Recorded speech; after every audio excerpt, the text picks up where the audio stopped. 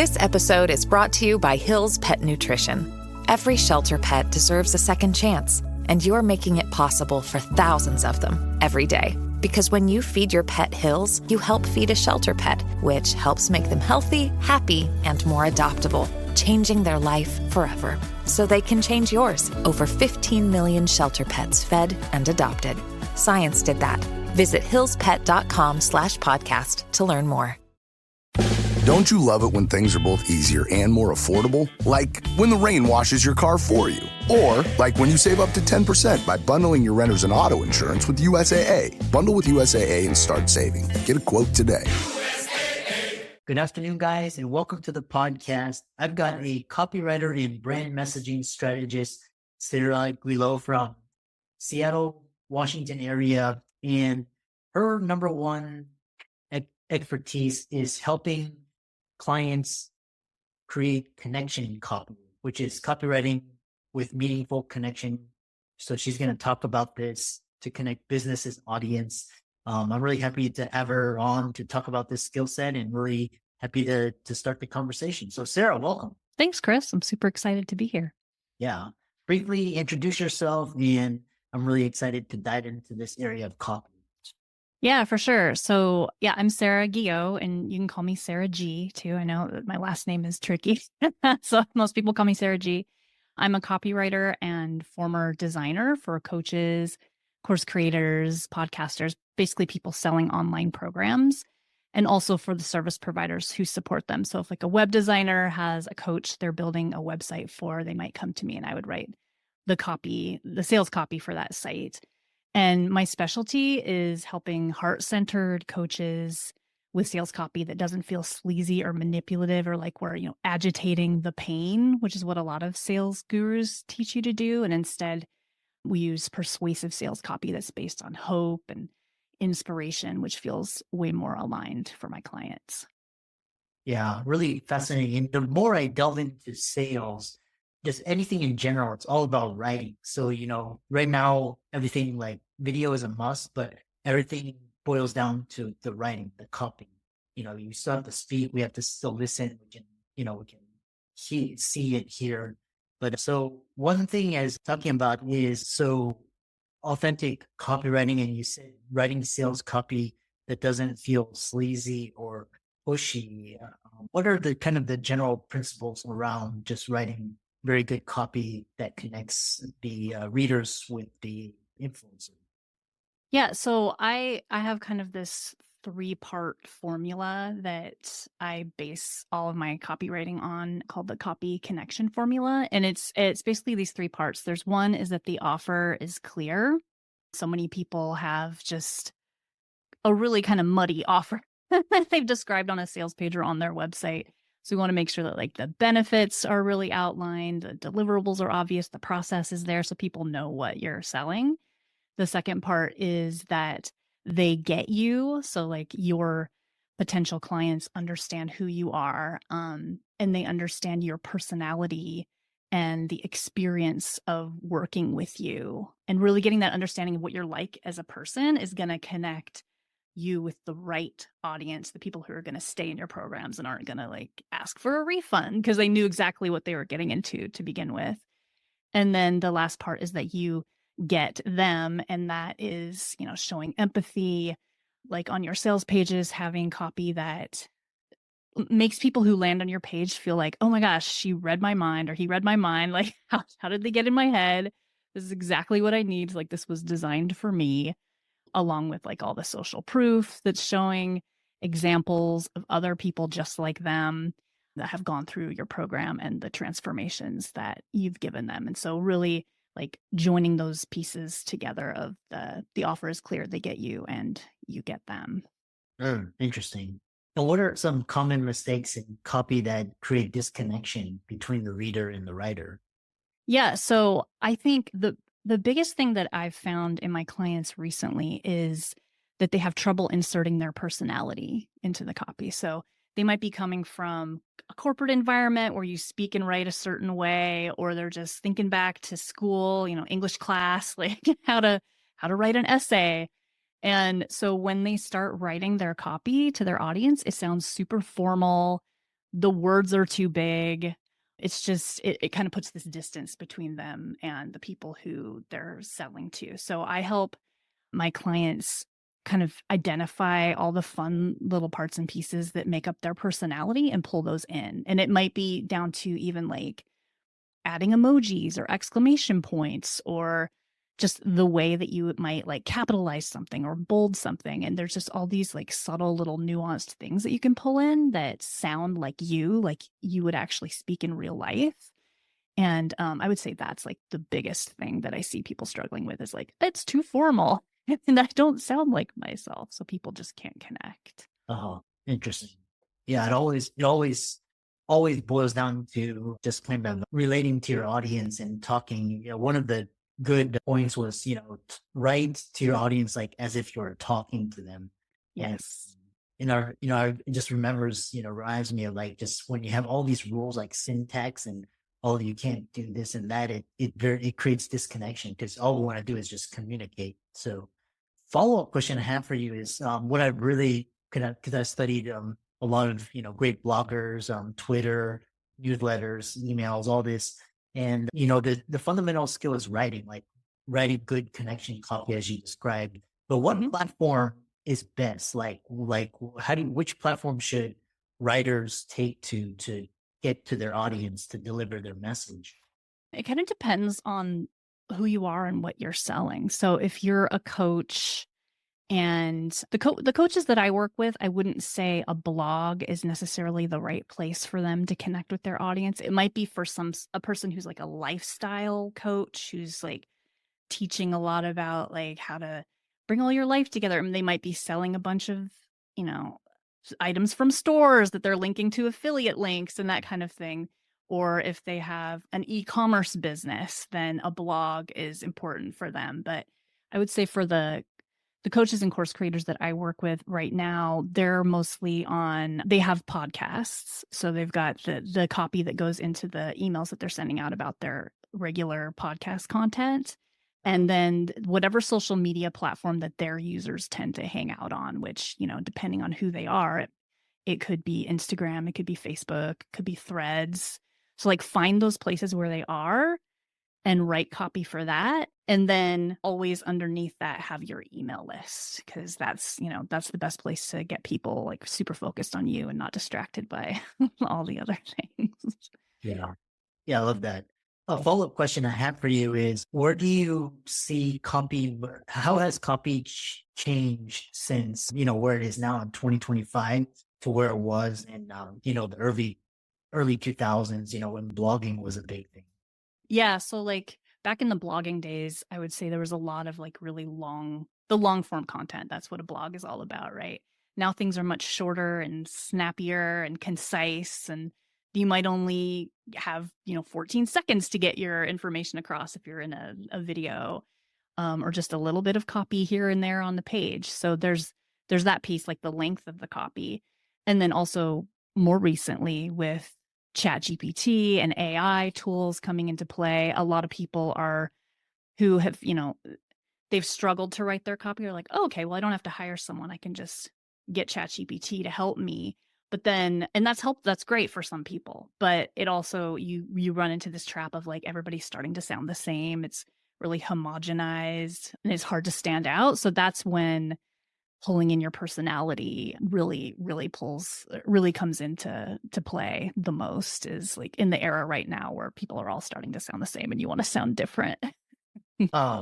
Yeah, you mentioned AI and ChatGPT, and what was interesting was, is the skill of copy, is it going to be different, or is it same, or is it going to be changed with the invention of artificial intelligence? That's a great question. I think things are always changing. So it might be that something I heard recently is with the advent of AI and things being over perfected, that the things that are attracting people are the things that are a little bit imperfect.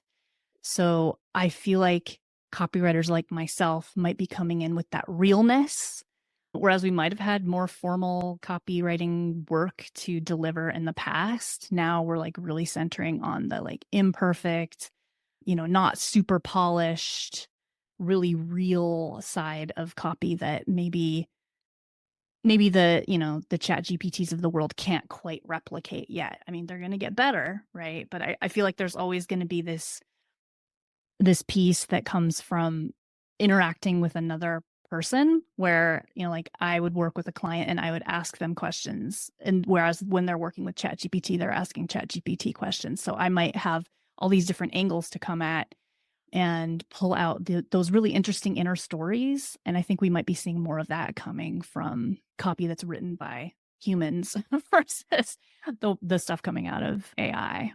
Yeah. It's interesting because, I'm a writer. I'm not the best writer, but I can use tools to kind of to get what I want out of, what I'm trying to accomplish. And so what are some of for writers out there, like blogger, Twitters, email newsletters, what are some of the must-have AI tools to help them supercharge their writing? That's a great question because I don't really use it myself. I've looked into a little bit. There's a couple of recommendations, and I'm trying to think off the top of my head. I can't think of. There's a few out there that are like really help with making sure you're not like repeating yourself too much in your copy. So like after you've written your copy, it might come in and refine it a little bit. So there's definitely some tools out there. Or if you're like you might go even just to ChatGPT and it might help you come up with an outline for a blog or, a script or something that you're writing. I think there's room for that. There's also just what we were talking about a second ago reminded me.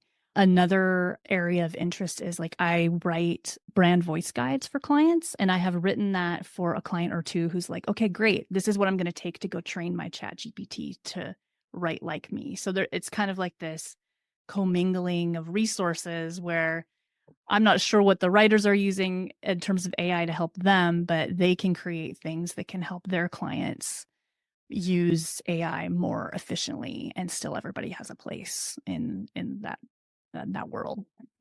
Yeah, it's fascinating. It's just because like ChatGPT can really help me hone and focus, and like especially with search engines or like key topics or like keywords or just kind of how they write like titles and descriptions. They can give you like a strategy so you're not just coming off just your like it's a sounding board too. So yeah. It's a time saver, I would think, for that ideation phase. It really helps. You don't have to like sit for hours thinking about like what those topics could be. You could get some topics right away and then start coming up with ideas off that. Yeah, for sure. Moving the conversation forward is so we talked about this, your entrepreneurial journey. And so, how do you get somebody to buy from you with, you've got this great skill set, you've got these AI tools. And so now how do you take that skill and make money out of it? For me personally, Or just in general, just like, I'm envisioning, somebody listening to this and they're like, okay, I got to focus on my copy. Okay, I can use it. It's me. The next thing is, how do I take these skills and make money from it?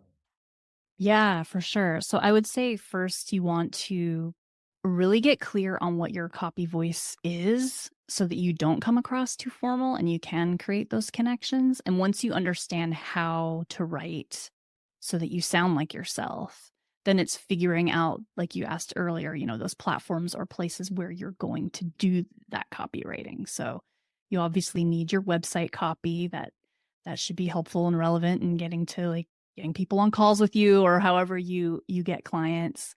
And you have your email list, which you might be doing, launch emails, that kind of thing in there. And then your social media that nurtures your audience and brings in new people. And for the coaches that I work with, one of the biggest pieces for them is the sales page. So this is like a dedicated landing page that sells their big program. And you want to make sure that that's really dialed in from top to bottom on, what that offer is and why people should buy it. And the fun thing is that once you have a sales page in place, which feels like the most like onerous task for most people, are like, ew, I don't want to do my sales page. But once you have that in place, you can like pull from that. You can turn each section of your sales page into an email to your newsletter or into a post on social media or just answering someone's question in conversation. And it really becomes this like this sort of, I don't know, treasure trove, this stockpile of copy that you can pull from, so you don't have to keep, rewriting or reinventing the wheel because you already wrote it once. Yeah. Talk about your, for example, talking about, your journey from balancing work as a mom and entrepreneur and finding inspiration, staying down to earth. And, you live in the Pacific Northwest, and how do you, the whole work-life integration balance?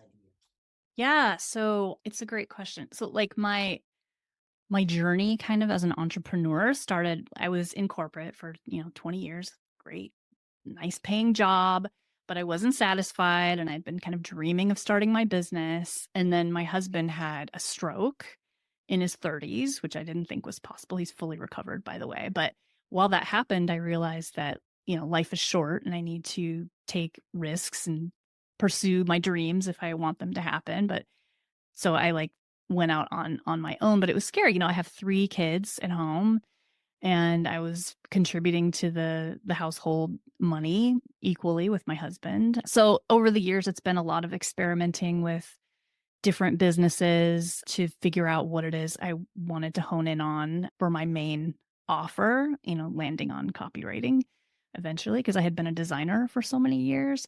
But the whole idea of entrepreneurship for me was giving me that freedom so that I could spend time with my family. And I don't have to keep my youngest in after school care. I can pick her up, at 4:00 and, bring her home, and I can work my schedule around my clients, and they're all really understanding. A lot of them are parents too. And so I really kind of designed this business to support that life that I wanted. And it's really easier than ever than it was, back in my corporate days, I would say.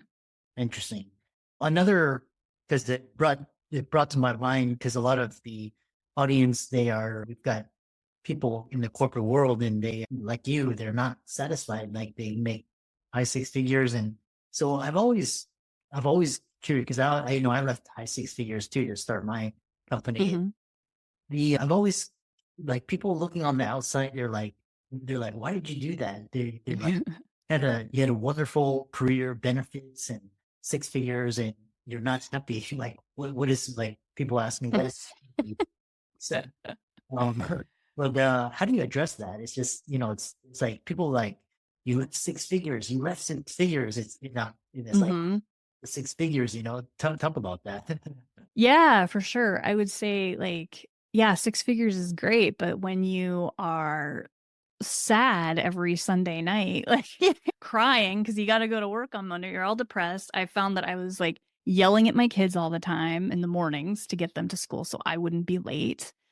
And I just was like, what would it be like, if I was in charge of my time? I used to spend every second possible that I could at work, every break, I would go out and go for a walk because I really love walking outside. That re-energizes me and centers me. And every time I was outside, I was dreaming of being, out on my own. And I knew that this was a risk, but I had 20 years of skills that I could get paid for on my own. And I also knew that if it doesn't work out, I can go back and get another job. I don't know. It's definitely hard to let go, let go of all the stock that we were surviving off of the first year. But I don't know, for me, the freedom far outweighed the benefits of being at work and just being able to choose who I work with, not having an annual review. It was just no question for me that I wanted to give this a try and see what happens. Yeah. For me, it was the endless, pointless meetings and just the gossip, backstabbing, and just kind of people it was like Game of Thrones, maneuvering, it was just just I just wanted to get the job done. I didn't want to be playing all this extra 90% of my time was playing games, so Yeah. Yeah. Oh. that's another story. But how can people go and work with you, reach out to you, follow your social medias? Yeah, for sure. So I would say head over to my website. I have a freebies page. So if you go to sarahdesign.com, that's Sarah with an H /freebies, or you can find it in my footer. There's a couple fun downloads in there. There's a sales page challenge that helps you write your first sales page. So check that out. That'll get you onto my email list. And then I love to hang out on Instagram. So your audience is welcome to message me there. And that is Sarah Design Agency over there. And I usually am putting up fun stories from my car. Yeah. Yeah. I really enjoyed this conversation, and keep up the great work. And thanks so much for coming on. Yeah, thanks, Chris. This has been fun.